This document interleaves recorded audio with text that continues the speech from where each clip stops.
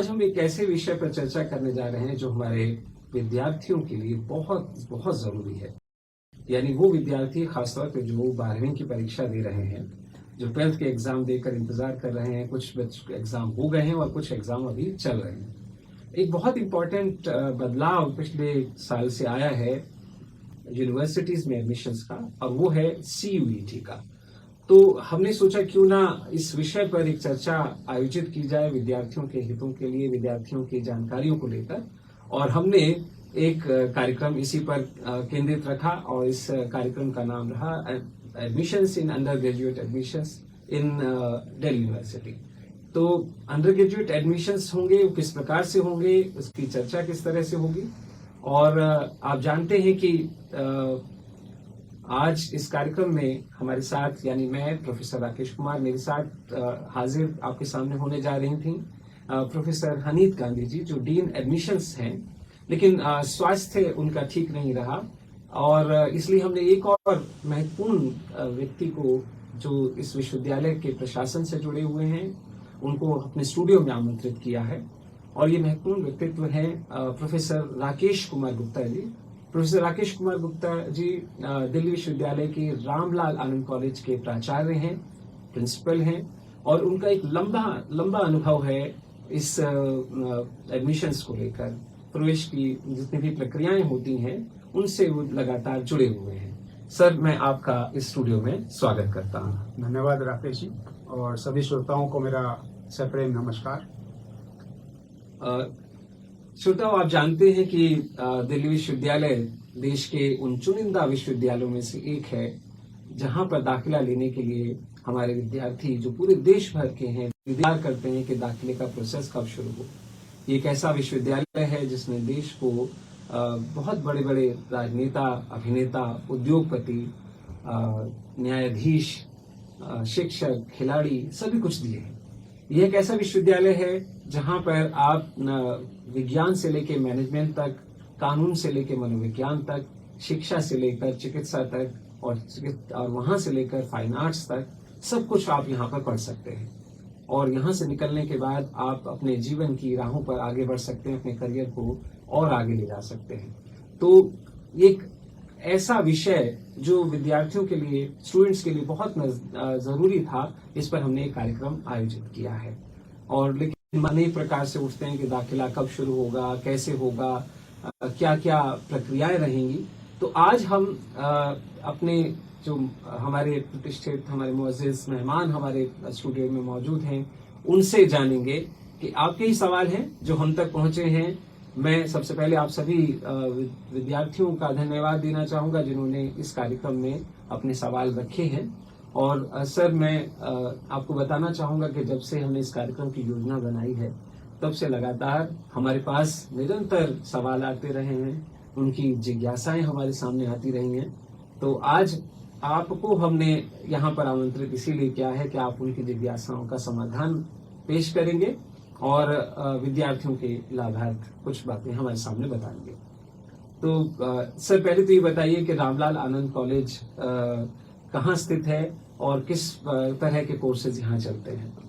देखिए श्रोताओं, रामलाल आनंद कॉलेज ये यूनिवर्सिटी ऑफ दिल्ली का मेंटेन कॉलेज है और इसको 100% ग्रांट चलाने के लिए university grants commission ministry of education से प्राप्त होती है।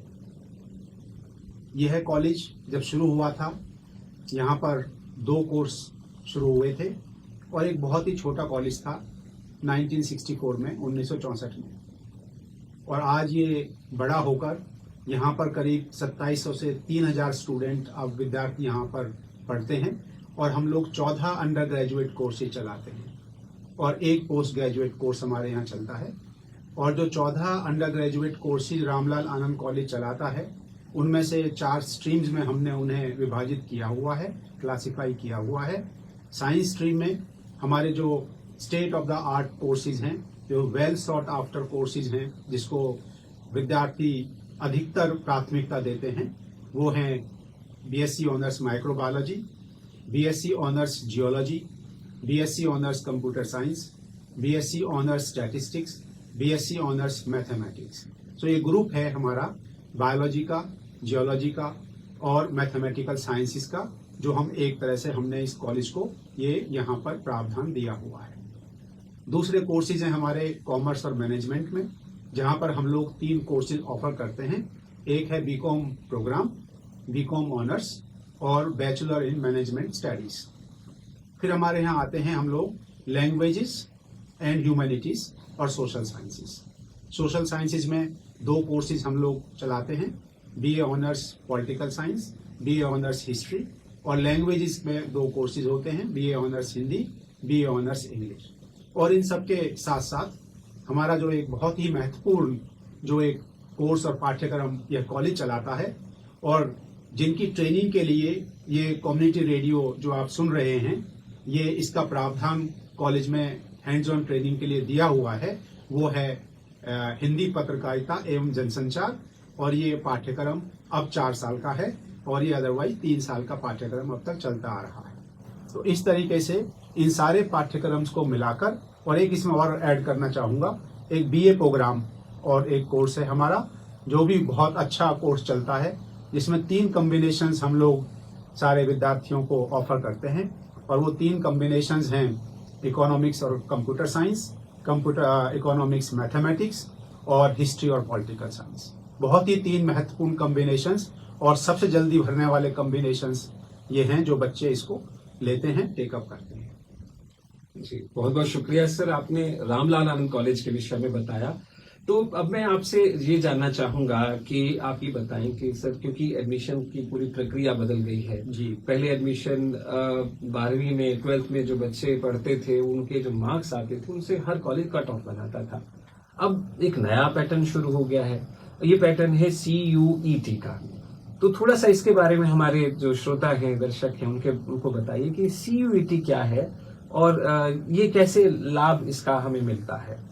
देखिए, जैसे अभी राकेश जी ने बताया कि जो CUET का प्रावधान और जो प्रोविजन पिछले साल से सभी सेंट्रल यूनिवर्सिटीज में लागू किया गया है, और उससे पहले जो एडमिशन यूनिवर्सिटीज में होते थे, तो आप जो आपकी जो 12th क्लास की परीक्षा में जो परिणाम और जो परसेंटेज आपकी आती थी, जो मार्क्स आपके आते थे, उसके बेस पर एक मेरिट लिस्ट तैयार होती थी, और उस मेरिट के बेस के आधार पर आपका एडमिशन यूनिवर्सिटीज में होता था। समस्याएं आती थी उस पर्टिकुलर सिस्टम में, और समस्याएं होती थी कि कोई बोर्ड बहुत लीनियंट होता था, कोई बोर्ड बहुत स्ट्रिक्ट होता था। तो ये बड़ा जज करना मुश्किल होता था किसी भी यूनिवर्सिटी को कि हम एक ही प्लेटफॉर्म पर सारे स्टूडेंट्स को, सारे विद्यार्थियों को कैसे, उनका आकलन कैसे करें, उनकी मेरिट लिस्ट कैसे बनाएं। तो उससे बचने के लिए गवर्नमेंट ऑफ इंडिया ने, मिनिस्ट्री ऑफ एजुकेशन ने एक नया तरीका निकाला कि जहां पर सारे विद्यार्थी एक पर्टिकुलर टेस्ट देंगे, और उस टेस्ट का नाम होगा कॉमन यूनिवर्सिटी एंट्रेंस टेस्ट, जिसको कहा गया है CUET। तो इस CUET एक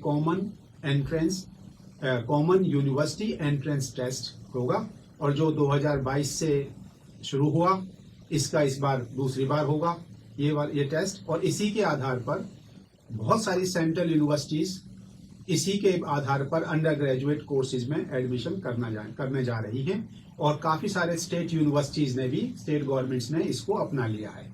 तो जो विद्यार्थी सेंट्रल यूनिवर्सिटीज में एडमिशन लेना चाहते हैं, या अपनी स्टेट में देखें क्या उस स्टेट ने central common university entrance test को लागू किया है, तो वो ध्यान रखें कि उनके सारे एडमिशन्स इसी टेस्ट के मेरिट के आधार पर, स्कोर के आधार पर होने वाले हैं। कोई और मेरिट आपकी काउंट नहीं की जाएगी अंडर ग्रेजुएट एडमिशन्स के। जी, बहुत बहुत शुक्रिया सर। ये मैं सर इसमें आपकी और बात ऐड करना चाहूंगा कि साथ में अभी मैं देख रहा था फॉर्म जब भर रहे थे हम, तो कुछ प्राइवेट यूनिवर्सिटीज है, जैसे MIT यूनिवर्सिटी है, जैसे AP सत्या यूनिवर्सिटी है, इसी प्रकार की कुछ निजी जो यूनिवर्सिटीज है, उन्होंने भी CUET का पैटर्न अपना लिया है। हाँ जी राकेश जी, ये हुआ है।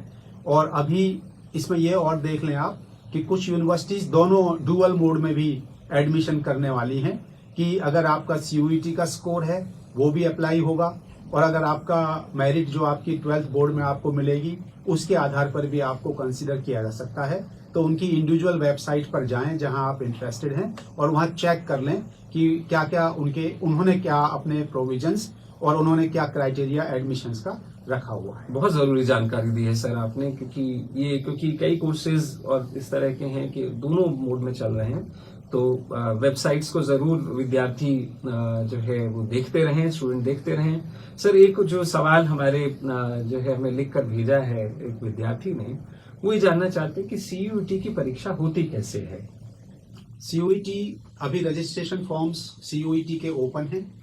जिन श्रोता जो सुन रहे हैं अभी हमको और जिन्होंने अभी तक ये प्रोसेस शुरू नहीं की है, वो सभी लोग cuet.samarth.ac.in एक पोर्टल है, उस पर जाएं और उस पोर्टल पर आपको 3 स्टेप्स में ये अपना फॉर्म भरना है, रजिस्टर कराना है।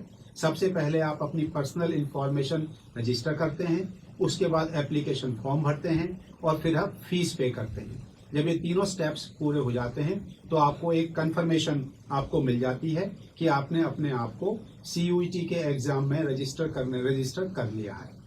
जब आप रजिस्टर कर लेंगे, इसकी लास्ट डेट 12 मार्च है।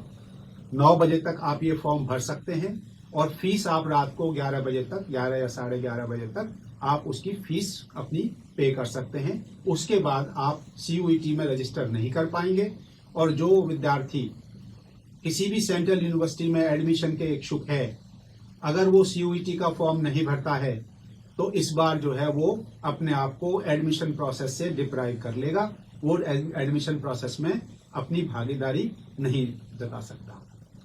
बहुत जरूरी जानकारी है सर, क्योंकि और दूसरा क्वेश्चन राकेश जी अब इसमें ये भी था कि कैसे क्या होता है। जी सर, कैसे उसके बाद जो है आपको अभी उसका जब आप एक इसी वेबसाइट की जो हम बात कर रहे थे CUET.samarth की, तो इस पर जाएंगे तो वहां पर आप देखिएगा इनका बुलेटिन वहां पर लगा हुआ है और उस बुलेटिन में आपको सारी इंफॉर्मेशन आपको मिल जाएगी कि कैसे ये फॉर्म भरना है और वो डेट्स भी वहां पर दी हुई हैं कि कब कब आपको ये सारा कब से कब तक एग्जाम होंगे। इसके ऑनलाइन एग्जाम्स होंगे, मल्टीपल चॉइस क्वेश्चंस के बेस पर एग्जाम्स होंगे और आपको एक एग्जाम अपना लैंग्वेज में देना है, एक वहां पर जनरल टेस्ट है और जो आपने अपने क्लासेस में अपने 12th क्लास में जो सब्जेक्ट पढ़े हैं उन्हीं से रिलेटेड एग्जाम्स में आपको बैठना है। कोई भी आप सब्जेक्ट किसी भी यूनिवर्सिटी में लेना चाहते हैं तो उससे पहले उस यूनिवर्सिटी के उस कोर्स की एलिजिबिलिटी जरूर चेक कर लें। मोस्टली यूनिवर्सिटीज ने अपने नोटिफिकेशंस और अपने बुलेटिन्स जो एडमिशन के हैं, जो सेशन 23 और 24 में जो एडमिशन होने वाले हैं, उसमें उनके बुलेटिन्स ऑलरेडी यूनिवर्सिटीज के वेबसाइट्स पर पड़े हुए हैं।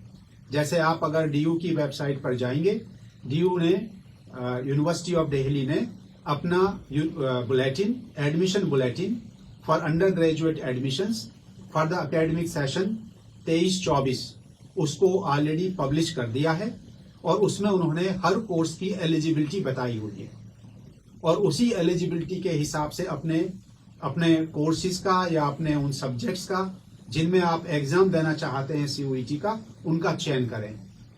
काफी सारे एडमिशंस पिछली बार हमने देखे, आपके बहुत अच्छे कैंडिडेट्स के स्कोर आए हुए थे, लेकिन उन्होंने 12th क्लास में कोई और सब्जेक्ट पढ़ा, अपीयर हुए वो CUET के किसी और सब्जेक्ट में और जब वहां स्कोर और जब वो एडमिशन हुआ तो किसी और सब्जेक्ट में हुआ, तो वो उनका एडमिशन कैंसिल कर दिया गया, क्योंकि हम इसे सब्जेक्ट मैपिंग कहते हैं। सब्जेक्ट मैपिंग का मतलब ये है कि जो सब्जेक्ट आपने 12th में पढ़ा है वही सब्जेक्ट में आपने एग्जाम में आप अपीयर हुए हैं CUET में। ऐसा नहीं करेंगे तो सब्जेक्ट मैपिंग नहीं होगी और ऐसा ना होने से आपको एडमिशन से आप वंचित रह जाएंगे। तो इसके लिए बहुत जरूरी है आपको चूज करना कि आप पहले एक लैंग्वेज, 1 या 2 लैंग्वेज आप चूज कर सकते हैं। फिर आप जो सब्जेक्ट आपने पढ़े हैं, किसी ने सोशियोलॉजी पढ़ा है, किसी ने हिस्ट्री पढ़ा है, पॉलिटिकल साइंस पढ़ा है, फिजिक्स पढ़ा है, केमिस्ट्री पढ़ा है, आप उन्हीं में ही अपीयर हों CUET में जो आपने 12th क्लास में स्टडी किए हैं। और एक जनरल टेस्ट होता है। मैं सब जितने भी श्रोता हैं और जितने भी कैंडिडेट्स जो एस्पायरिंग कैंडिडेट्स हैं अंडर ग्रेजुएट एडमिशंस के लिए, मैं चाहूंगा कि सारे बच्चे उसको एक जनरल टेस्ट जरूर दें।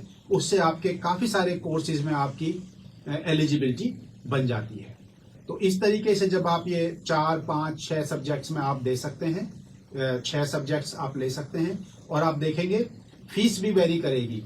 तो आप अपने आप को रेस्ट्रिक्ट ना करें, आपने 12th में तो अपनी तैयारी की होगी, 12th क्लास में अभी बोर्ड के एग्जाम होने वाले हैं, चल रहे हैं, इसकी तैयारी आपने कर ली है। इसी के बेस पर वो मल्टीपल चॉइस क्वेश्चंस आएंगे, थोड़ी सी तैयारी और करेंगे तो आपका स्कोर बहुत बेहतर होगा और आप यूजी एडमिशन्स के लिए आराम से आप दाखिला आपको मिल सकता है। ये सर बहुत ज़रूरी चीज़ें आपने बताई, कि प्रक्रिया भी बताई कि किस तरीके के आपको चुनाव करते समय किन सावधानियां, कौन सी सावधानियां हैं जो बरतनी चाहिए परीक्षा को देते समय, पहले ही फॉर्म भरते समय ही। तो सर ये जो एडमिशन होगा सीयूईटी का, ये क्या फिजिकल मोड में होता है या ऑनलाइन होता है या किस प्रकार से ये होता है? ये राकेश जी सारी प्रोसेस ऑनलाइन होती है जी। किसी को भी कहीं मूव करने की जरूरत नहीं है। जिनके पास भी अपनी जो स्मार्टफोन्स आजकल सभी के पास हैं, उनके पास उनका वाईफाई भी साथ में ऐड होता है, किन्हीं के पास लैपटॉप्स हैं, अपने घर बैठकर जब आपका सीयूईटी स्कोर आ जाएगा उसके बाद यूनिवर्सिटी ऑफ दिल्ली भी अपने रजिस्ट्रेशन फॉर्म्स मांगेगी। जब यूनिवर्सिटी ऑफ दिल्ली अपने रजिस्ट्रेशन फॉर्म मांगेगी, जब बहुत जरूरी है आपको सजग रहना और सजगता के साथ साथ ये डिसाइड करके रहना कि आपको किन कोर्सेज में जाना है। तो आप अपने घर बैठकर अपने कोर्सेज का चयन कर सकते हैं, अपने कॉलेजेस का चयन कर सकते हैं। तो सबसे पहले आप रजिस्ट्रेशन करेंगे यूनिवर्सिटी में। रजिस्ट्रेशन करने के बाद जब स्कोर आपके पास आ जाएगा, स्कोर आने के बाद सीयूईटी का, उसके बाद जो है आप फिर दोबारा से आपको मौका भी दिया जा सकता है कि आप अगर गलती से आपने चयन किसी दूसरे कॉलेज और कोर्स का कर दिया है तो आप उसको रेक्टिफाई भी कर सकें किसी लेटर पार्ट पर। जी। अच्छा सर, एक चीज और बताइए कि ये जो आप चुनाव करते हैं, कई विद्यार्थी कहते हैं कि मुझे तो कॉलेज ही चुनना है, खास कॉलेज में एडमिशन लेना है, तो ये मेरिट कैसे बनती है किसी कॉलेज में? क्योंकि पहले कट ऑफ होता था तो पता चलता था, विद्यार्थी स्टूडेंट को पता चल जाता था कि इसकी कट ऑफ इस प्रकार से बन रही है तो मेरे इतने नंबर आने चाहिए। ये कॉलेज में एडमिशन का जो तरीका होगा, इसमें मेरिट किस प्रकार से तय होती है? राकेश जी बहुत अच्छा क्वेश्चन है और इसमें काफी सारे परमुटेशन कॉम्बिनेशंस लगाकर एक सॉफ्टवेयर डिजाइन किया गया है और उस सॉफ्टवेयर के बेस पर मान लीजिए 100 स्टूडेंट्स हैं और वो 100 स्टूडेंट्स एक पर्टिकुलर कोर्स या कॉलेज लेना चाहते हैं, तो अगर उनकी फर्स्ट प्रेफरेंस उनकी सबकी 100 स्टूडेंट्स की रामलाल आनंद कॉलेज है जी, हिंदी पत्रकारिता वो पढ़ना चाहते हैं, तो मेरिट उन्हीं में आपस में बनेगी। अच्छा। और अगर वो 5 कॉलेजों में है, प्रेफरेंस अलग अलग है, तो जो फर्स्ट प्रेफरेंस है उसको वो दी जाएगी उसके स्कोर के बेस पर। जी। तो जितने भी बच्चों ने एक पर्टिकुलर कोर्स में फर्स्ट प्रेफरेंस दी है अपनी, उसके बेस पर वो मेरिट तैयार होती है और जो फर्स्ट प्रेफरेंस के जितनी नंबर ऑफ सीट्स हैं उनको कॉलेज प्रेफरेंस के हिसाब से अलॉट कर दिया जाता है। जी सर, मेरे पास कुछ और सवाल आपके लिए हैं जो बहुत मुझे लगता है कि विद्यार्थियों के लिए बहुत उपयोगी हैं और उनका आप निराकरण करें। मतलब जैसे किसी विद्यार्थी का मेरिट लिस्ट में नाम आ जाता है और वो पहली लिस्ट में मेरिट लिस्ट में दाखिला नहीं ले पाता, या उसको लगता है कि मुझे तो किसी और कॉलेज में जाना था, तो ऐसे विद्यार्थी क्या अगली लिस्ट में एलिजिबल होंगे? या ये बहुत अच्छा प्रश्न है राकेश जी, क्योंकि ये काफी सारे स्टूडेंट्स लास्ट ईयर इसी इंफॉर्मेशन के ना होने से वंचित रह गए थे यूनिवर्सिटी में एडमिशन लेने से। हुआ क्या कि पहली लिस्ट उन्होंने अप्लाई करी, उसमें अपनी प्रेफरेंस दी और उनको एक कॉलेज और कोर्स अलॉट हो गया और वो चांस की बात है कि उनका पसंदीदा वो कोर्स या वो कॉलेज नहीं था। तो उन्होंने सोचा कि हम लोग इसको जो नेक्स्ट कट ऑफ आएगी या नेक्स्ट चांस जो मिलेगा उसमें हम सेकंड चांस ले लेंगे, और उन्होंने अपनी फीस अपने आप को रजिस्टर नहीं कराया। और रजिस्ट्रेशन कैसे होगा कंफर्म, एडमिशन कैसे कंफर्म होगा? जब आप फीस पे कर देंगे। तो आप जब आपको ये पता चल जाए कि आपको एक कॉलेज और एक कोर्स, चाहे वो आपकी चॉइस का है या नहीं है, भरा तो है आपने, वो आपको कोई भी कोर्स अलॉट नहीं होगा अगर वो आपने अपनी लिस्ट में नहीं दिया है। तो चॉइस ऑफ लिस्ट जो आपसे मांगी जाएगी, जो प्रेफरेंशियल लिस्ट मांगी जाएगी, उसमें एक तरफ कॉलेज होंगे, एक तरफ कोर्स होंगे। जब आप एक कोर्स पर टिक करेंगे तो आप जितने भी कॉलेज उस कोर्स को ऑफर करते हैं आपको वो लिस्ट पॉपअप हो जाएगी, राइट? उस लिस्ट में से आपको फिर कॉलेजेस की प्रेफरेंस डालनी है। सपोज आप हिंदी पत्रकारिता पढ़ना चाहते हैं और ये 5 कॉलेजेस में हिंदी पत्रकारिता है, तो वो पहले आप हिंदी पत्रकारिता पर आप टिक करेंगे। जब आप इसको चूज कर लेंगे, वहां पर 5 कॉलेजों के नाम आपके पास प्रेफरेंस के लिए आ जाएंगे। फिर आप उसमें कॉलेजों के प्रेफरेंस देंगे। जब ये हो जाता है और सेकंड प्रेफरेंस फिर आप सेकंड कोर्स की देंगे। तो इस तरीके से आप कितने भी नंबर ऑफ कोर्सेज की प्रेफरेंस दे सकते हैं, कितने भी नंबर ऑफ कॉलेजेस की प्रेफरेंस उसमें डाल सकते हैं। कोई रेस्ट्रिक्शन किसी तरीके की यूनिवर्सिटी ऑफ दिल्ली आपको नहीं करती है।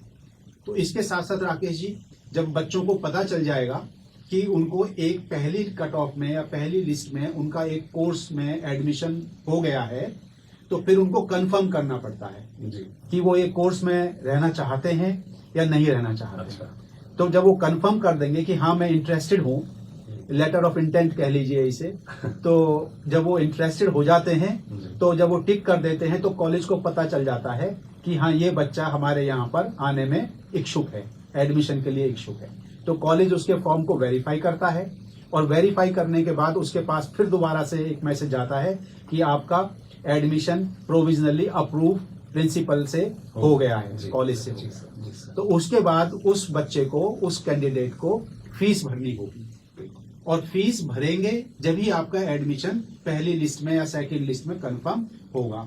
अगर फीस नहीं भरी, 3 दिन मिलते हैं, अगर उन 3 दिनों में या 4 दिनों में जो भी शेड्यूल यूनिवर्सिटी निकालेगी, अगर उन दिनों में वो फीस नहीं भरी गई, तो वो एडमिशन, उस बच्चे का क्लेम खत्म हो जाएगा और वो आगे के लिए भी वो एलिजिबल नहीं होगा। ये बहुत ध्यान रखने वाली बात है श्रोताओ, कि इस तरीके से अगर आपने नहीं किया तो आपको बहुत समस्या उठानी पड़ सकती है, जब तक यूनिवर्सिटी को ऐसा चांस दोबारा से आपको ना दे कि आप फिर से दोबारा से उसी सिस्टम में आप एंटर करें। जी जी। और इसमें सर बहुत इम्पोर्टेंट है जो सर ने बात कही कि जो विंडो दिया जाता है आपको एडमिशन प्रोसेस का, उस विंडो में जो टाइम लिमिट है उसका जरूर आप पालन करेंगे। अगर आपने उसका पालन नहीं किया, समय सीमा से बाहर चले गए, आपने फीस जमा नहीं कराई, तो आपको एडमिशन आपका कंफर्म नहीं होगा। और अगर कंफर्म नहीं होगा तो यूनिवर्सिटी या यही मान के चलेगी कि आप इंटरेस्टेड नहीं है दाखिला लेने के लिए, और उसको योग्य विद्यार्थी जो है, जो दूसरे नंबर पर है, उसको मौका मिलेगा।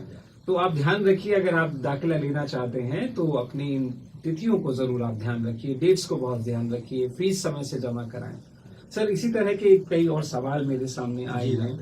जैसे एक स्टूडेंट ने सवाल मुझसे पूछा है, हमसे रेडियो तरंग से पूछा कि आप ये बताएं, सर से पूछ के ये बताइए कि जो विद्यार्थी जो स्पेशल कैटेगरीज में होते हैं, जो रिजर्व कैटेगरीज से हमारे विद्यार्थी बच्चे आते हैं, उनका जो प्रमाण पत्र है, कई विद्यार्थी हम देखते हैं एडमिशन के समय में प्रमाण पत्र नहीं होता, तो ऐसे विद्यार्थी का क्या करें? कुछ विद्यार्थी समय सीमा छोड़ देते हैं। इसी से जुड़ा हुआ एक और सवाल है कि जो हमारे विद्यार्थी अदर बैकवर्ड क्लासेस से आते हैं या फिर EWS से आते हैं, उनका सर प्रमाण पत्र कैसा होना चाहिए या किस प्रकार की उनको रहना चाहिए?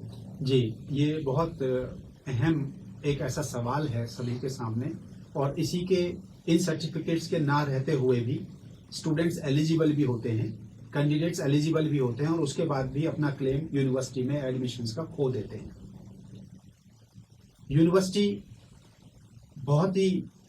ऑफ दिल्ली एक ऐसा विश्वविद्यालय है, और ये सेंट्रल विश्वविद्यालय है, केंद्रीय विश्वविद्यालय है, कि यहाँ पर इंक्लूसिविटी का बहुत ध्यान रखा जाता है कि जो भी प्रावधान कॉन्स्टिट्यूशन ने दिए हुए हैं, उन प्रावधानों को बहुत अच्छे से ध्यान में रखते हुए यहाँ पर एडमिशन्स होते हैं। तो उसमें सीट्स रिजर्व होती हैं SC शेड्यूल कास्ट के लिए, शेड्यूल ट्राइब्स के लिए, अदर बैकवर्ड क्लासेस के लिए जो नॉन क्रीमी लेयर में आते हैं, EWS जो हमारे इकोनॉमिकल वीकर सेक्शंस के स्टूडेंट्स हैं, ठीक है, और PWD स्टूडेंट्स। तो इस तरीके से एडमिशन्स हम अलग अलग, अभी हम इसी की बात करेंगे, और जो कैटेगरीज हैं वो आप जब DU की वेबसाइट पर जाकर उनके बारे में ज्यादा पढ़ सकते हैं। SC ST कैंडिडेट्स जो आते हैं, उनके जो सर्टिफिकेट्स होते हैं वो कभी भी बना हुआ हो वो मान्य होगा, उसमें कहीं तारीख या कहीं कोई लास्ट डेट या इस तरह की कोई हमारे पास कंडीशंस नहीं होती है। हाँ, लेकिन एक चीज ध्यान रखें कि SC ST का सर्टिफिकेट स्टूडेंट के नाम में होना चाहिए। जो स्टूडेंट इच्छुक है एडमिशन लेने के, उसी के नाम में वो इश्यूड होना चाहिए। उसके स्पेलिंग, उसके नाम की स्पेलिंग, उसका नाम जैसे उसकी 10th की मार्कशीट में लिखा हुआ है वो वैसा ही होना चाहिए। कई बार हम लोग सचिन कुमार होता है और हम सचिन के नाम से सर्टिफिकेट ले लेते हैं। ऐसे सर्टिफिकेट्स फिर हम लोगों को दुविधा में डाल देते हैं और उनका फिर हमें एडमिशन कैंसिल करना पड़ता है, क्योंकि विंडो पीरियड बहुत छोटा होता है, नए सर्टिफिकेट आप बना नहीं सकते उस टाइम पर। तो ये जरूर ध्यान रख लें सारे SC ST के जितने भी कैंडिडेट्स इच्छुक हैं एडमिशन लेने के, कि उनका जो सर्टिफिकेट है उनका नाम सही हो, नाम वही हो जो उनकी 10th की मार्कशीट में है और पिता का नाम भी उसमें वही हो। अब आते हैं हम लोग अदर बैकवर्ड क्लासेस, जिनको ये प्रावधान और जिनको ये सुविधा दी गई है वो बिलोंग करते हैं नॉन क्रीमी लेयर से। नॉन क्रीमी लेयर का एक पर्टिकुलर इनकम का एक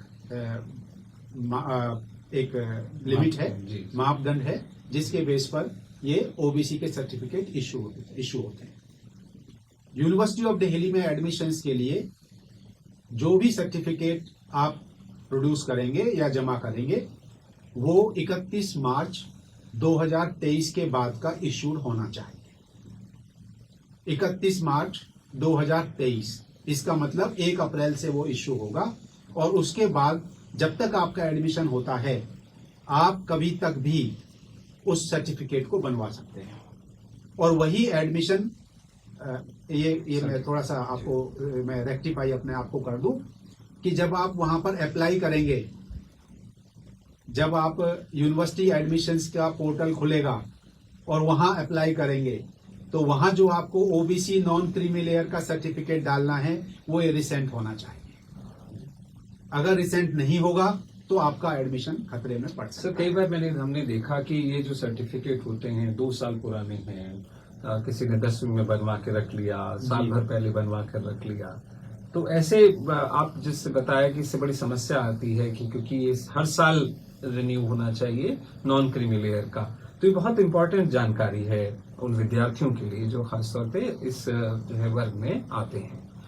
सर कुछ मेरे विद्यार्थियों ने अपने जो संदेश हैं, हमारे जो इच्छुक हैं, वो उन्होंने रिकॉर्ड करके भेजे हैं, अपने कॉल करके उन्होंने रिकॉर्ड कराया है। इनमें जो कुछ सवाल हैं सब मैं आपके सामने रखना चाहूंगा। जैसे एक अंकिता है, उन्होंने एक सवाल हमें भेजा है, मैं आपको सुनाना चाहूंगा, अपने श्रोताओं को भी सुनाना चाहूंगा। हेलो, मेरा नाम अंकिता है और मैं दिल्ली से हूँ। CUET से रिलेटेड मेरा एक सवाल था कि CUET की इफेक्टिव प्रिपरेशन हम किस तरीके से ऑनलाइन कर सकते हैं। पिछले साल काफी हाई रैंकिंग्स आई थी और कंपटीशन काफी टफ बनता जा रहा है और अब तो हमारे जो 12th बोर्ड के मार्क्स है उनकी भी जरूरत काफी कम यूनिवर्सिटीज में ही होती है। तो ये हम स्टूडेंट्स के लिए किस प्रकार से फायदेमंद है कि हम CUET के थ्रू ही एग्जाम्स क्रैक करके कॉलेजेस या फर्दर स्टडीज के लिए अप्लाई कर रहे हैं। देखिए अंकिता का ये बहुत सवाल, और मेरे ख्याल में जितने भी विद्यार्थी सभी लोग जो अभी आगे अपनी हायर एजुकेशन यूनिवर्सिटीज में करना चाहते हैं, ये सबका एक कॉमन क्वेश्चन और कॉमन प्रश्न होगा और ये उनके दिमाग में, उनके माइंड में, मस्तिष्क में ये हमेशा यही बात चल रही होगी, तैयारी कैसे करें। देखिए अच्छी बात CUET की ये है कि जो आपका 12th का जो बोर्ड है, CBSE का जो बोर्ड है, वो जो आपने 12th में सिलेबस पढ़ा है, ये सारा पैटर्न, सारे क्वेश्चन, सारा सिलेबस उसी के साथ उसी पर बेस होने वाला है। तो आप अगर चाहे आपके मार्क्स काउंट होते हो या नहीं होते हो, जो 12th में आपको मार्क्स मिलेंगे बोर्ड के थ्रू, लेकिन अगर आपने पढ़ाई अच्छे से की है, और पढ़ाई तो करते ही हैं, चाहे बोर्ड के रिजल्ट कैसे भी आए, सभी बच्चे अपनी पूरी मेहनत से बोर्ड की परीक्षा में बैठते हैं, पूरी तैयारी के साथ बैठते हैं।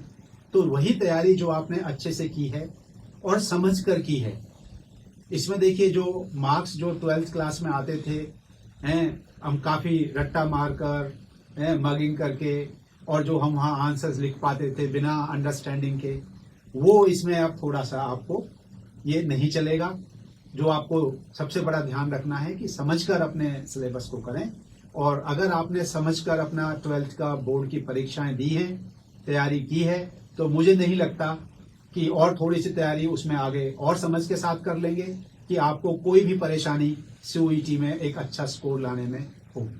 जी, बहुत बहुत शुक्रिया सर। सर, एक सवाल जो एडमिशन के से जुड़ा हुआ ही है, वो हमारी एक विद्यार्थी हैं जो दिल्ली में सरकारी स्कूल में पढ़ती हैं, आकांक्षा। उन्होंने सवाल हमें भेजा है।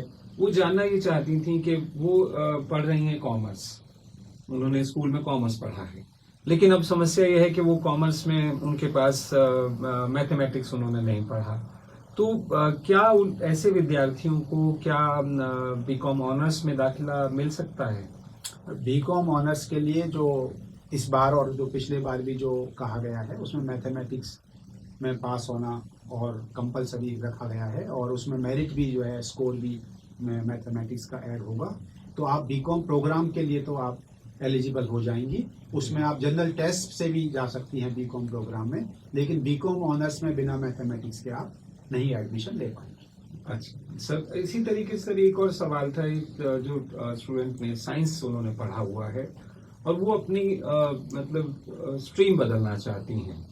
वो अब साइंस नहीं पढ़ना चाहती, वो ह्यूमैनिटीज पढ़ना चाहती हैं।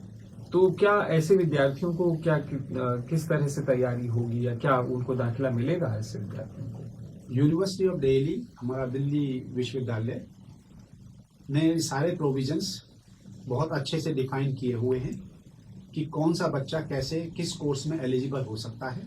जैसे मैंने पहले अभी हमारे जो हम बात चर्चा कर रहे थे, उस चर्चा के दौरान मैंने बताया कि विश्वविद्यालय ने अपनी वेबसाइट पर पूरी एलिजिबिलिटी कंडीशंस के साथ अपना बुलेटिन प्रकाशित कर दिया है।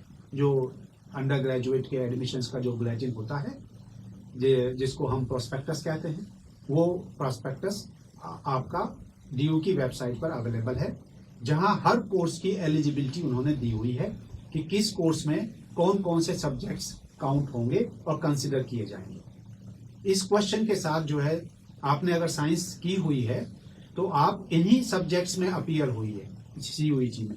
अपने सब्जेक्ट्स ना बदलें।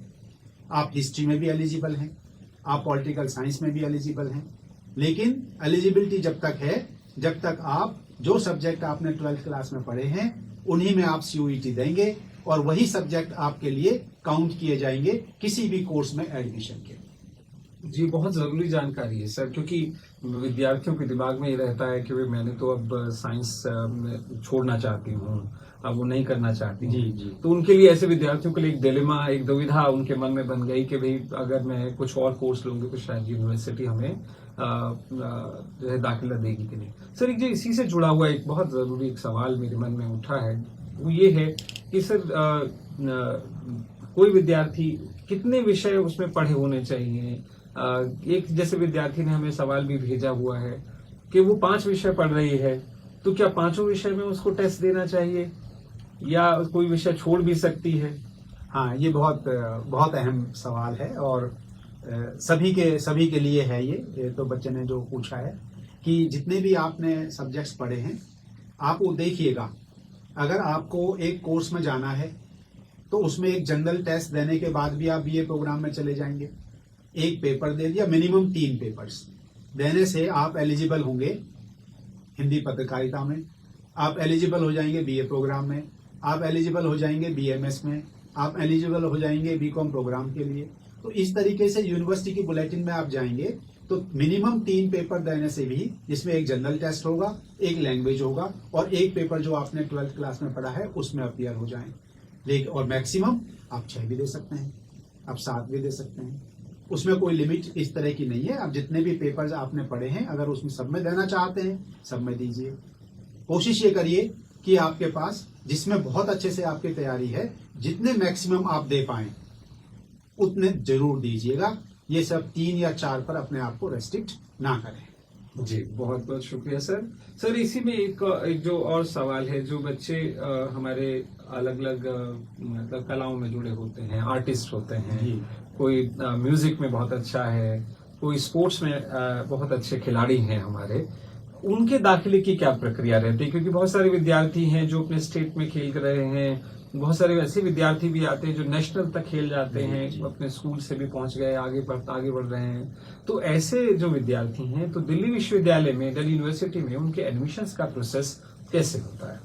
देखिए, सभी कैंडिडेट्स को बता दें कि दिल्ली यूनिवर्सिटी ने, हमारे विश्वविद्यालय ने एक ऐसा प्रावधान रखा हुआ है, जो बच्चे बहुत अच्छे हैं एक्स्ट्रा करिकुलर एक्टिविटीज़ में, और एक्स्ट्रा करिकुलर एक्टिविटीज़ की करीब 13 श्रेणी हैं जिसमें हमने एडमिशन जिन पर करते हैं।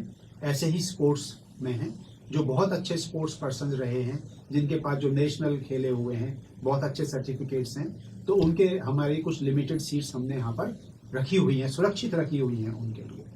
और उनका एडमिशन, जब आप यूनिवर्सिटी अपना एडमिशन रजिस्ट्रेशन प्रोसेस शुरू करेगी, तो उसमें आपको वहाँ पर, आप ECA में जाना चाहते हैं थ्रू ECA, उसके थ्रू जा सकते हैं।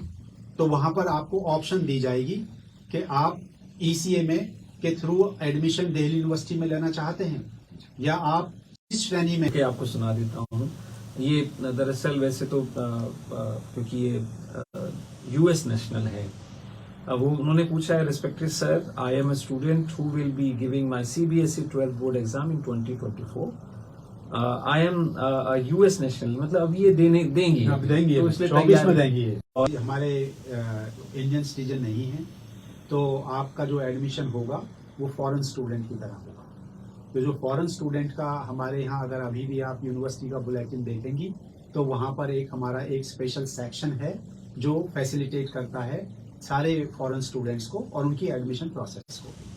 तो वहाँ पर वो स्पेशल जब एडमिशन शुरू होते हैं यूनिवर्सिटी के, उससे पहले ही हम लोग फॉरेन स्टूडेंट्स के एडमिशन शुरू कर देंगे। गाइडलाइंस आती हैं। आज की डेट में आपने बिल्कुल सही कहा कि COET की रिक्वायरमेंट फॉरेन नेशनल्स को नहीं है, स्टूडेंट्स को नहीं है, तो उनका एक स्पेशल एडमिशन का प्रोसेस होता है, जिसमें उनके मेरिट के बेस पर उनको कोर्स और कॉलेज अलॉट किया जाता है, उनके वहाँ के मेरिट के बेस पर।